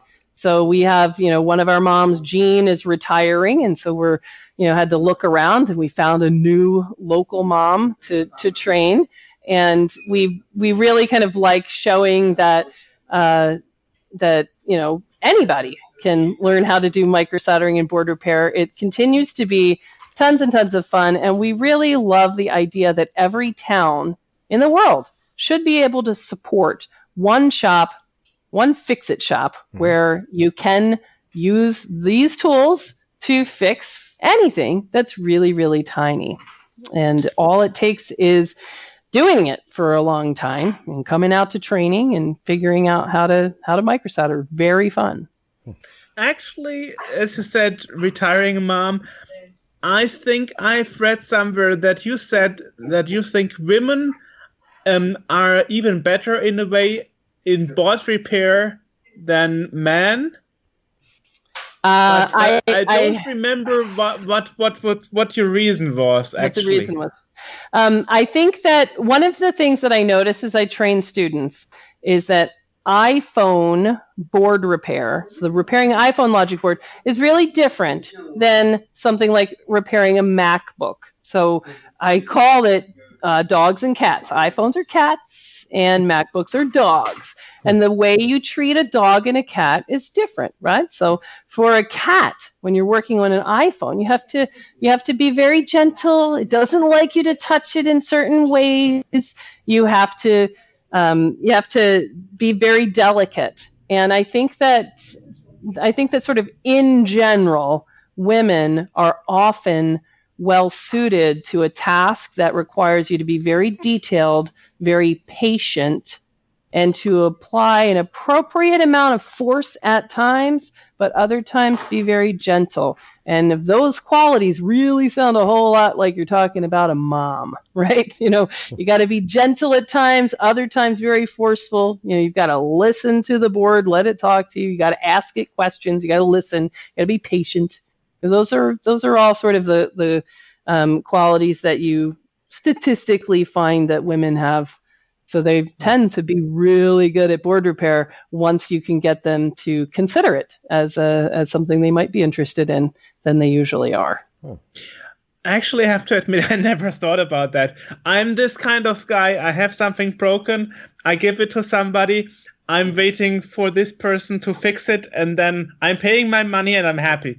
But it's true, there is this one woman here in Germany that modifies and repairs Game Boys. And what she does, every time she gets something from me that is broken or I want her to modify, she always sends me pictures on WhatsApp about the cables and the soldering work she did. Yeah. And then she said, maybe the cables are too thick. Maybe I should use smaller ones or less stiff ones. I was like, I don't care how it looks inside. The most important for me that is that it works. Right. Yep. Because I'm never going to open it up anyway to look on the inside if the inside looks pretty. But I found this a total different approach than what I was experiencing in the past. Yeah. Yeah. And I actually had some cases where the repair was done again by a different person, because the original repair work was so bad that I was told if I didn't fix it again, it would have broken again in a few weeks. Right, yes. So, there I learned repair is not always the same as repair. There's good repair that lasts, and there's bad repair that is breaking in a few weeks. There's or fixing months it, and then there's unbreaking it. Right. I'm good at unbreaking things, but I'm not very good at fixing them. Right. Yes, there's definitely a lot of personal style that goes into board repair. And I'd also say that people that are left-handed tend to do better at board repair because left-handed, because you grow up being a little bit ambidextrous if you're left-handed. And when you have to do board repair, you have to have two things going on, hot air and tweezers at the same time. They both need to be very detailed and controlled. So left-handed moms like Jean, that's a loss. That's a big loss. It leaves some big shoes to fill. I wonder, is there a repair you did that you originally thought was impossible, but you succeeded anyway? I mean, guess everybody in the repair business has this story where she gave up on a repair, but a few weeks later, like, I have succeeded. Yes, there's many of those, and I think in that category, I can remember there being a time where it was years ago where the iPhone 5 had a chip that's the U2 chip, which in the iPhone 5 is located adjacent to the CPU, and it's covered with the same black super glue underfill. So your job, if you want to change that commonly damaged chip, is you have to separate this chip from the CPU. You've got to heat this chip up enough to liquefy the solder under U2 and pull it up without simultaneously heating up the CPU enough to bridge the solder balls under it. And I can remember struggling with that repair and thinking, this is impossible. I can remember you getting multiple cameras out to try to see the actual nanosecond when the solder balls would melt. And I can remember getting thermocouples from the barbecue grill and putting them all around to get that temperature exactly right. And I can remember many people in the community were, this is impossible. We'll never be able to change this chip. And I had a thought about a week ago when I was like due to be at the pickup kids from the school. And I've got this iPhone 5 here that was here for data recovery. And it it needed to have that chip changed. I remember thinking, oh, that's an easy job. I should be able to just do that real quick. And I did. I replaced that chip in, 5 minutes, because now the just doing something a lot, the tools, the strategies, the techniques evolve so that now that repair is extremely straightforward. It's no question. It's not difficult in any way. And I can just remember having that moment where I thought, man, there was a time, which was only a few years ago, where I thought this is impossible. And now I'm thinking, oh, this is easy. I can get this done because I have 5 minutes here before I got to walk out the door. Let's do this one real quick. This is the easy one. And that's really what's amazing about the pace at which this industry has expanded, just with no manufacturer support, where the manufacturers are like, whack-a-mole on, no, you can't see this or know this or have that. And yet it's this amazing story of the world working together. A guy from China is sitting here in Rochester, New York right now, so that we can continue to share information against all of these odds and figure this stuff out anyway. And it's so much fun. I absolutely love it. About this Rise to Repair stuff, you also work a lot together, I saw, with iFixit, right? Yes. I saw you. There are a lot of videos on their YouTube channel where you are involved and teaching them stuff.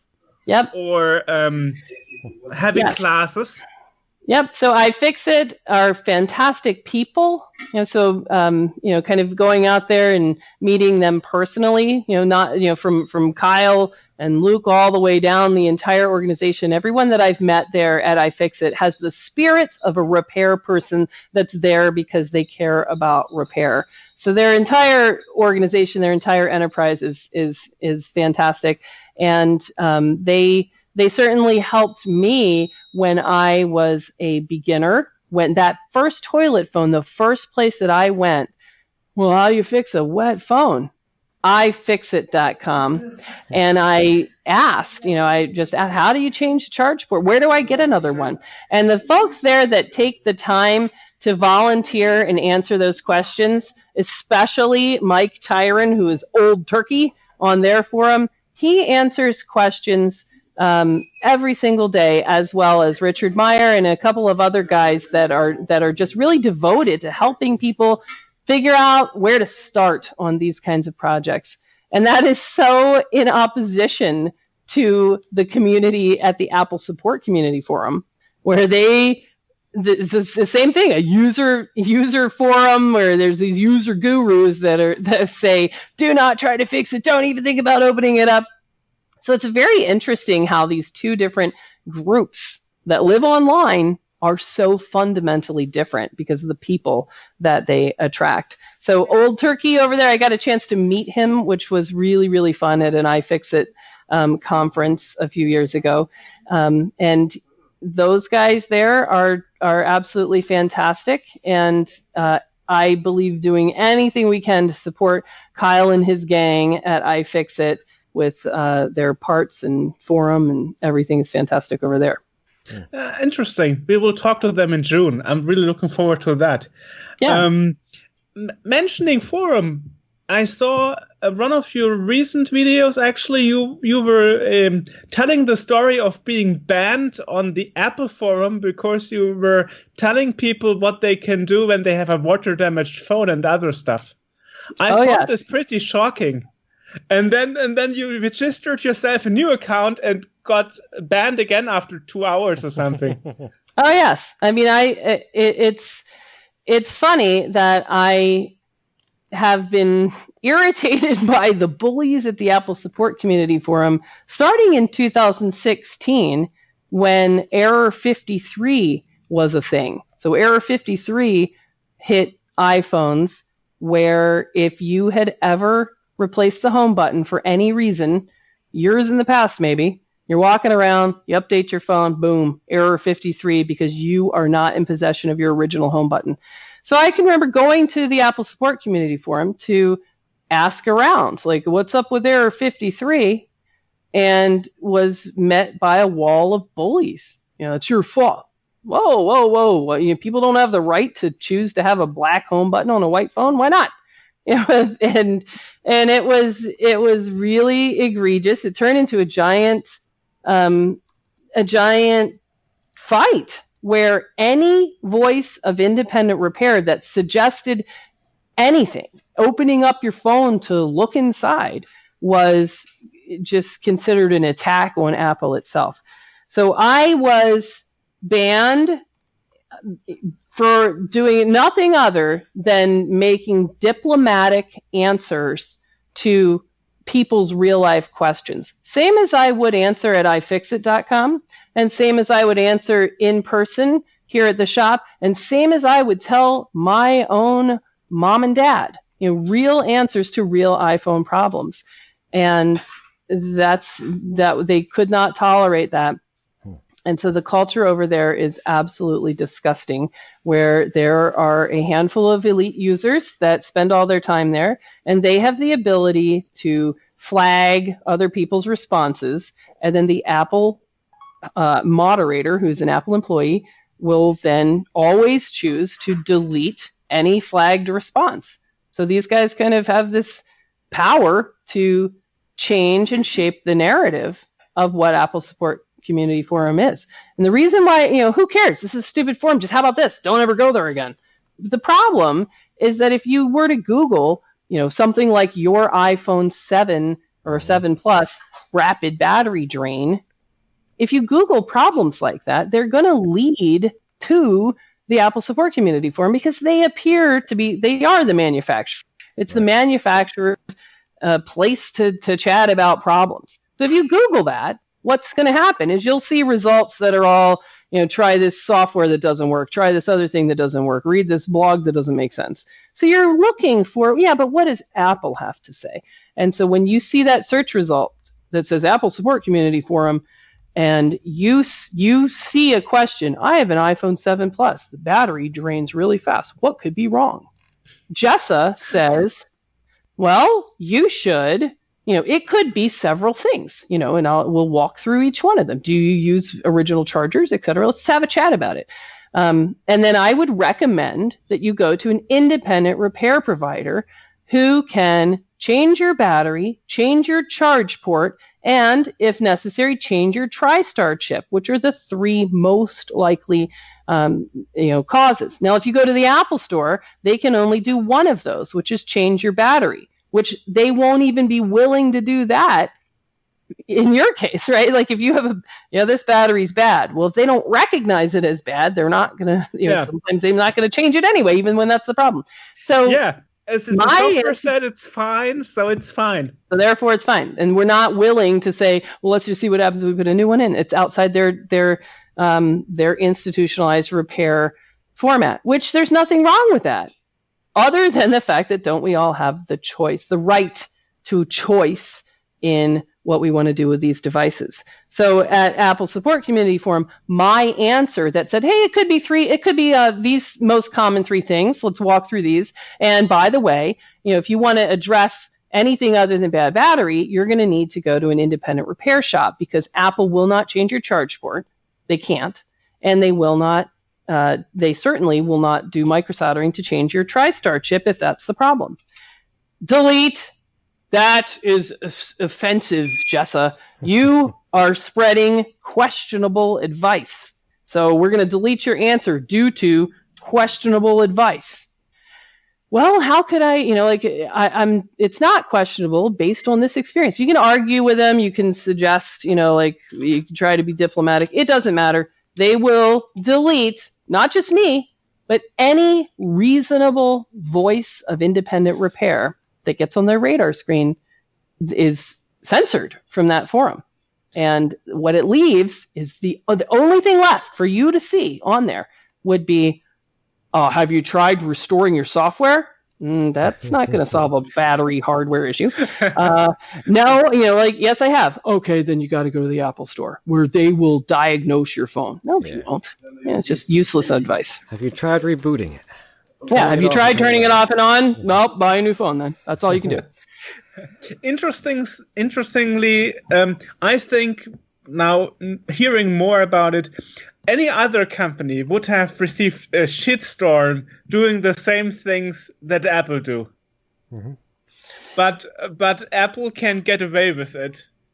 Yeah, they have carefully crafted a quasi religion where people it takes a lot to question why no one expects the manufacturer of the device to know less than a mom at her dining room. That doesn't make sense.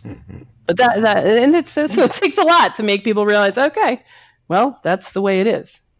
Interestingly, I noticed while talking about my Apple support experience with other Americans like AJ or other friends from America, here in Europe, I'm pretty annoyed by their behavior. By the way, because when I call Apple and I have a problem, I usually want a problem solved quickly. Mm-hmm. But when I call Apple or do a chat, I have to reserve an hour, because they will all start like, oh, I understand you very well. If I had this problem, I would be annoyed too. So let me see how I can help you.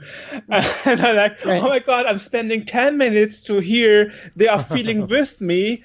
And how they I had the same issue myself on my phone, because I have the same model. I heard from Americans that this is like to feel close to the customer.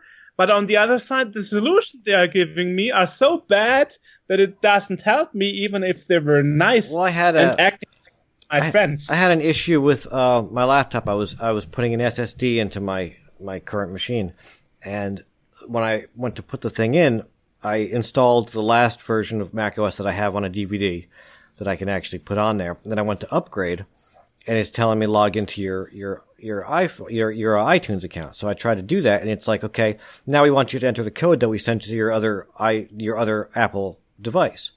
The only Apple device I have is the laptop. So they're trying to send it to my laptop with my old hard drive, which doesn't exist anymore. So I had to call Apple support, because that's the only thing I could think to do. And it literally took this poor girl 3 hours to figure out what was going on. But yeah, a good portion of it was, and it made it difficult to be mad at her, because, she's like, oh yeah, I understand, this is crazy, I don't know why it's like this, and, she sympathizes with you, so I can't be angry, but at the same time, it's like, this is something that I'm sure I'm not the only person this has happened to, and there's gotta be a quick workaround, and I don't understand why it's taking 3 hours of you being sympathetic, but not actually answering the question for this, to fix this. And really, go ahead. Well, I wanted to say, and the thing that really surprised me, probably you have heard about AliExpress. Yes. And they started to copy the same method of customer support that Apple's doing. So I'm starting my chat. I wanted to tell them about a problem on their website, that the order details are wrong. And they start telling me, oh, I hope you have a nice day. And I'm like, oh my God, no. You're being handled. Yeah, right, yes. So, while the Chinese are copying what Apple is doing to be closer to the customers. I was like, oh my God. Right. And I was sitting there half an hour chatting about a problem they are having on their website. And most of the time I was, like buttered up or something, how you can say. Yeah, you're being handled. Yeah. Ma'am, you're being ma'amed. That's what it is. That's what I call it. Yes. Yeah. Exactly. Ma'am, we understand you're upset, ma'am. So, ma'am, please calm down, ma'am. So what did you want to say? Sorry, I interrupted you. Oh, I don't remember now. Something crucially important, I'm sure. It was about the idea of phone support really is difficult for sure. So the antidote to that is to have really, really good forum and web support. So how about this idea? How about we not abdicate forum work to a bunch of, geriatric assholes that are just condescending and rude, and they don't fix this stuff themselves, so they don't really know. They're not knowledgeable. Why don't we not abdicate customer service to those guys and instead why don't they simply allow the old turkeys of the world that want to come in and actually answer this stuff for free? Mm-hmm. I mean, I have put, I don't know, 100 hours of typing out heartfelt responses to people's real questions. Now, why would I do that? I mean, I'm not linking to myself. This doesn't come back to me in any way. And it's because human beings, when you hear another human being that has a problem that you know how to solve, it feels good just from basic humanity to say, I know what's wrong with that. Let me tell you what you need to do. Because then that person is going to have their problem solved, or at least they'll know more about it. And they're going to turn around and go, thank you, that was really helpful. And just that is enough to make online customer service work really well. All you have to do is not delete those, right. So that whatever was wrong with your, MacBook incompatibility, there may have been somebody else that's walked that road before, because the internet can teach you anything as long as you give the internet a place to annotate and collect that information so you can find it. Good place for that would be Apple Support Community Forum. So would love to see them allow that. Well, at least in AJ's case, he was lucky that she had 3 hours to spend with him, because in my case, it was like, try restore your data and call back tomorrow. Mm-hmm. Right. Oh, well, that really won't fix my battery issue, will it? Maybe it's a software error. I'm like, I'm not really sure if that is a software error. I mean, I'm a layman, but I thought like maybe while I listen to music, I'm putting so much strain on the battery that it cannot keep, it's, I don't know, it cannot keep its voltage high enough and then depleting more quickly than usual.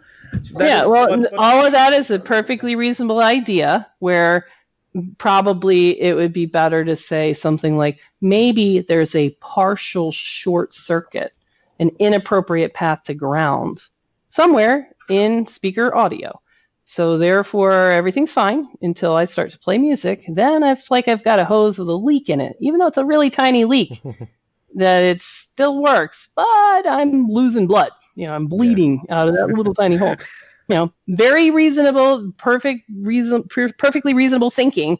But in order to investigate that, you got to go to somebody that knows what the, what is and isn't a short. What is the actual resistance on that line? Right. Somebody who has a multimeter. I don't think they have any multimeters at the Apple Store. No, they do not. Well, I was lucky the battery was the reason, but as I had it at the store anyway, if it was different reason, I would have just told them to try something else, I guess. Because they have the equipment. I mean, not in the store, but they have a garage separated where they do all this micro-soldering and all that stuff. And at the independent shop? Yeah, exactly. And they also showed me a phone where a tram was driving over it and it was all bent up. Did you have such cases too? Oh, sure. Yeah. I mean, I've got phones over there with bullet holes in them, and some of my favorite one that was one of my favorite data recoveries was in an airplane, so a mile in the air, that crashed and then went a mile below sea, and the crashed plane was underwater for 8 months, and then they dug it up to get the bodies, and they got the phones, and then they ended up showing up here like 18 months later. This guy walked in the door. Can you fix this? And we got the data from that, and that was really, really cool. That was one of my faves. Wow. But that must be emotionally challenging, I think, if you know the stories about all those lives that were lost in the plane crash and so on. That must be really hard in such a moment. It is, but it's also what makes a case interesting. And that's why I think that smaller shops tend to do better. I know that the people tend to be freaked out about, privacy and data. But in reality, most of your mom and pop repair shops that can do microsoldering, they care about people because it's people that write reviews, people that come back. It's a community. These are people that are in your community. And just like every community needs a hairdresser and a doctor, people that provide services where you trust them and they're members of your community. I think that the same is true when you have a device that has meaning to someone, then you're going to continue to leave no stone unturned, even when it stops really making business sense to do that, because you form a connection and you care about the person that's on the other end of that story. And that's really, really common for mom and pop independent repair shops that do microsoldering to have that closeness with their customer base. It's a really different experience, and maybe not everybody likes it, which is totally fine. But it's something that we need to support because many people really do, and it's a really extraordinary service. Yeah, well, it took for me just a bad experience where a person on the Apple helpline told me bullshit and was like, okay, I paid 950 euros on this device 2 years ago. It's barely usable now because I don't want to have a power bank with me all the time. Right.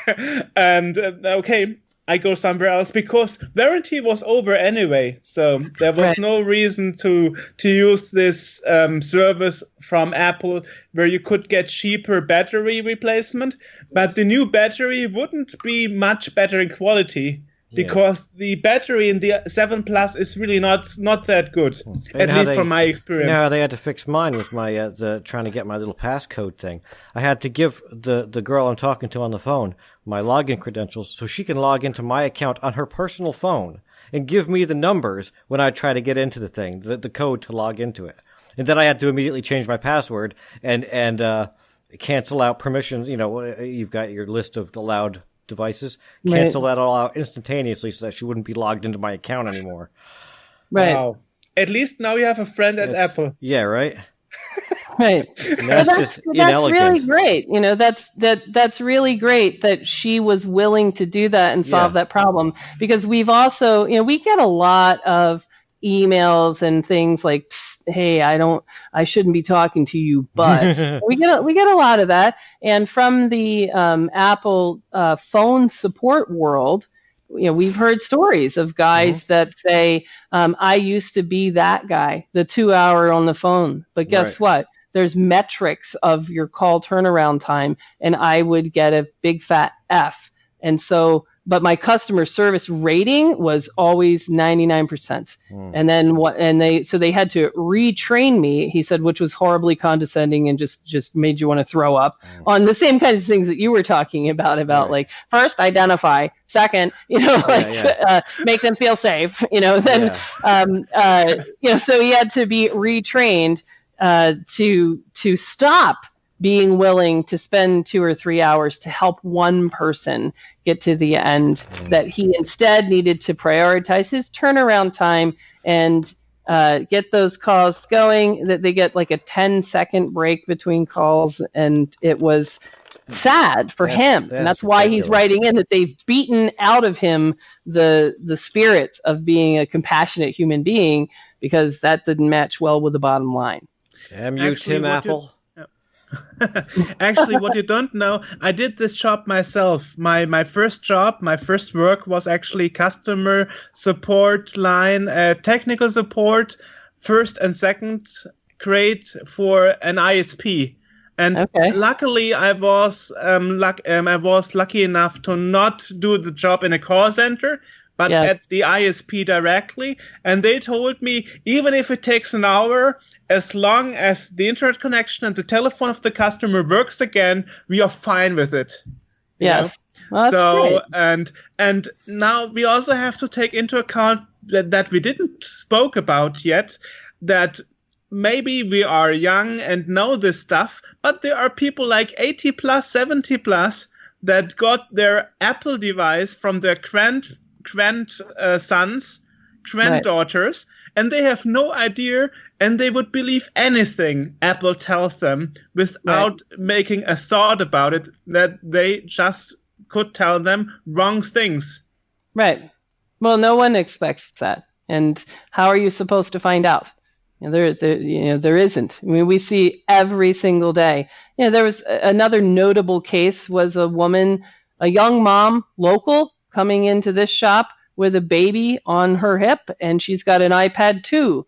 And iPad 2s would often get what I call toddler damage, where there's a cable that connects the screen to the logic board, and that cable has about 1 millimeter of play. It can go back or forth.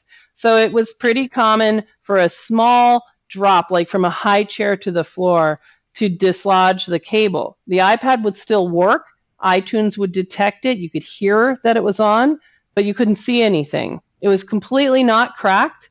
And the solution to that, as most independent repair people know, is to turn it upside down and give it a good hard smack. A couple of smacks right where that connection is. We'll push it back in enough so that the thing would turn back on. You could see the display without having to open it up and desolder everything, without having to really get into the device. That's the Apple III method, where you drop it on the table to reseat the chips. Right, exactly. So she had gone to the Apple store here locally and had taken her. I mean, there's nothing wrong with it. We smacked it and it went out working. So she had gone in there and said, "What's wrong with my iPad?"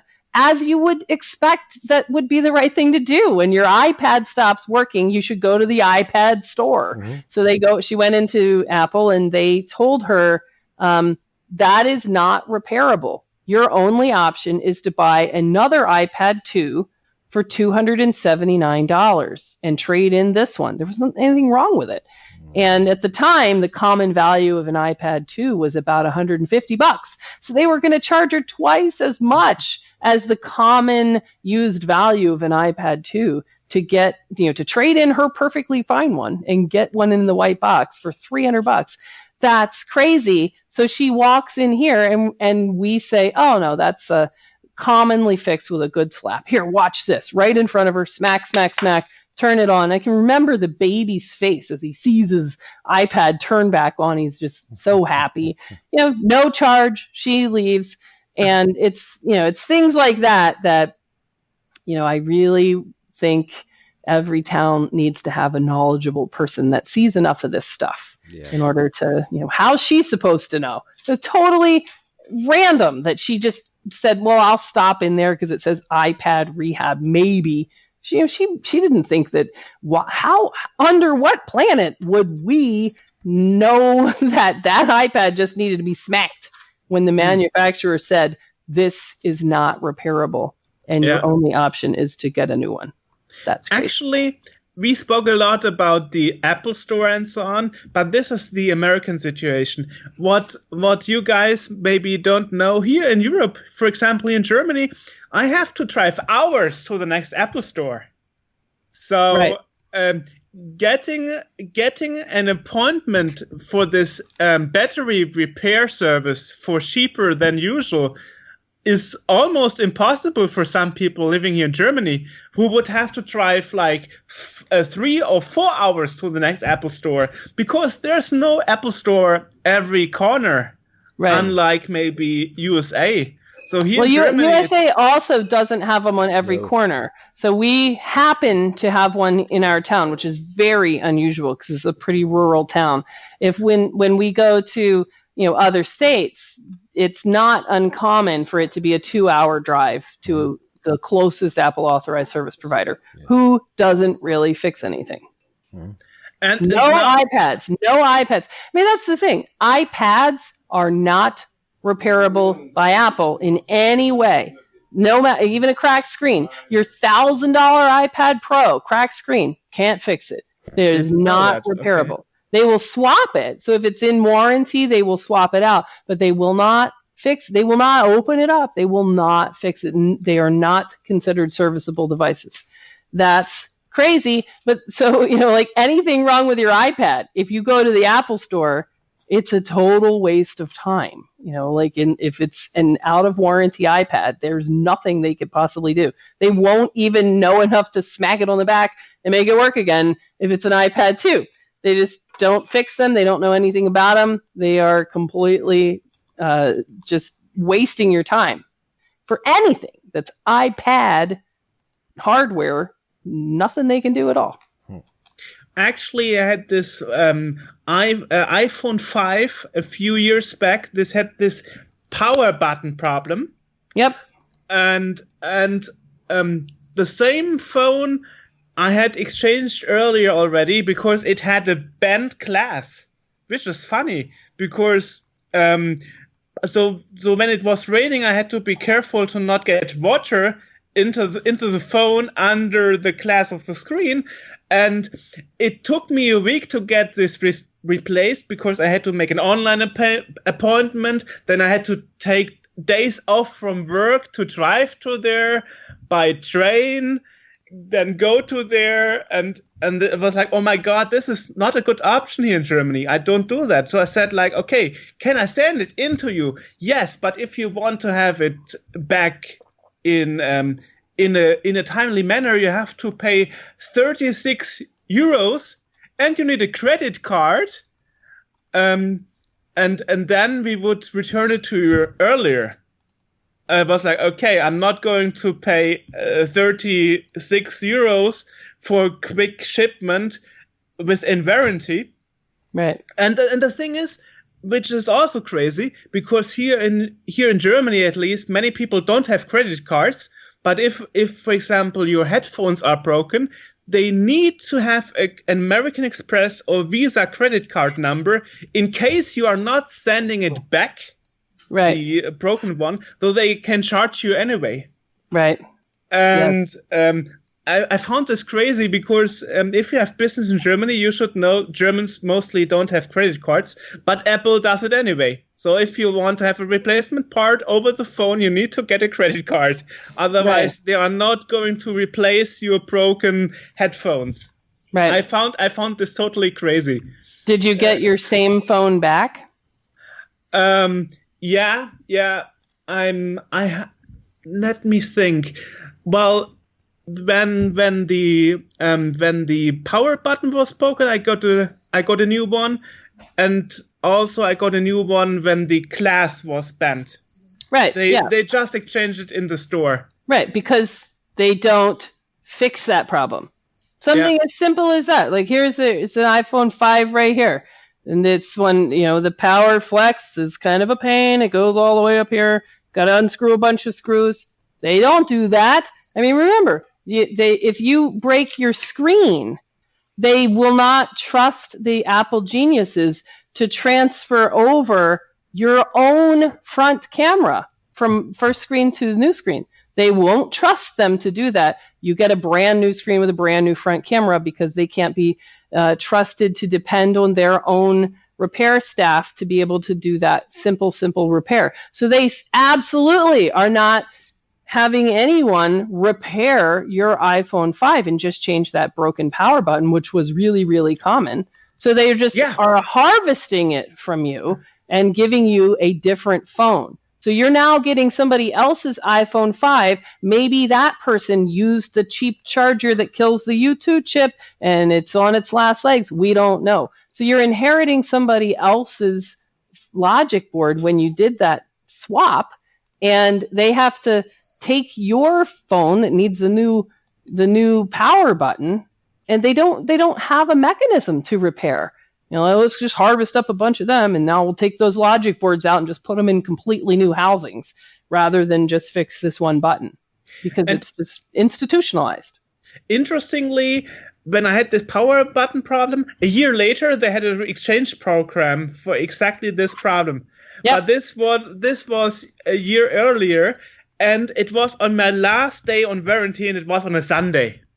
Oh. And the guy on the phone here, the German guy, they told me they are sitting in Ireland. He said he is not authorized to give me a repair order number and start a repair. How you would say? Now I forgot the word. to start a repair process. Yes. Mm-hmm. So I really had to fight with him to get this last day of warranty granted. And at this point, this friendly, I understand your problem and I'm here to help you, that all suddenly stopped. And suddenly I was the evil customer that wants his power button fixed. Yeah. Right. On the last day of warranty. Yep. On a Sunday. where no second grade support was working on that day. And he had to handle me. So and now you know that the guy that changed your battery definitely had iPhone 5 power buttons in stock. Everyone did. Probably. Could have gone down there and been finished in 20 minutes. Yeah. So great. So we covered really all, I guess. Yeah. Or did we miss anything that you do and we didn't cover? I don't think so. I mean, we sell supplies, so anybody that wants to get into what do I need to do microsoldering, you can go to iPadRehab.com and click Supply Store, or check out training options. Our classes are listed there. Blog, where you can read about common problems. So that's a good place to check out, hey, is my problem a common problem that just nobody has told me about yet? So that's really good as well. So there are fantastic shops. There are a couple of guys from Germany have come over here. There's a guy from Germany, I think, in our master class that's starting next week. So the whole world is starting to fix things more and more, and microsoldering is an absolutely vital part of that process. iPhones in particular are just really susceptible to bend, and there's a lot of problems that can be cured from that design flaw. Awesome. Great. Well, we will put links to everything in the podcast description so that people know where they can go to check it out and see your store and all that stuff. All right, perfect. Great.